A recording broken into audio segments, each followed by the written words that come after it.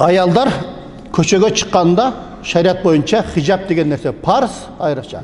Ошол не парыз кийимди кийиш керек. Эгерде кайсы бир аял атыр себине боянып көчөгө чыкса, шайтан аны сулуу көрсөтүп коет дейт бизде шариатыбызда. Эркектер деле орча айтмакчы дуррак эмес да, туурабы? Бир жит чыкса, каяктан келип атат, бул атыр кимден чыгып атат деп мындай көңүлү кеттиби? Ошол канча эркектин көңүлү кетсе, ошончо эркек менен оюндаштык кылгандай күнөөгө батат ошол аял. Жасанып көчөгө чыккандыгы үчүн. Ар бир эменин өзүнүн формасы бар, туугандар. Гайнин формасы бар. Мисалы мен селде байлап, ушул чепкеним менен токтосом көчөдө. Машина токтобу мага?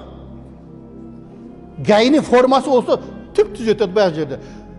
Таягын нете, ошол zaman токтойт да, мага токтобойт. Молдо, имамдын өзүнүн кийими бар, туугандар.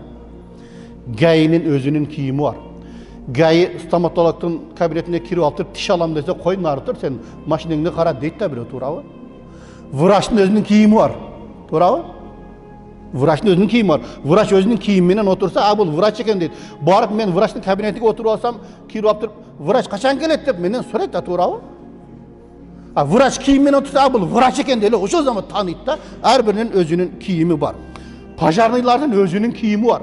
Каскасын кийип алат, баягында перчаткилери бар, мээлейлери бар, бүт бардыгы бар, өзүнүн кийими бар пожарныйдын. Таможенныйдын өзүнүн кийими бар, туугандар. Туурабы? Прокурордун өзүнүн кийими бар, баарынын өзүнүн кийими бар. Милициянын өзүнүн формасы бар, өзүнүн кийими бар. Ошондой эле аялдын өзүнүн формасы бар да. Мини-юбка бул кимдин формасы эми? Элестетип көрүңүздөр. Өзүн реклама кылып чакырып атпайбы баягы жерде? Кудай сактасын ошол нерсени. Мисал биздин чоң энелерибиз кимиси мини-юбка кийип жүрдү.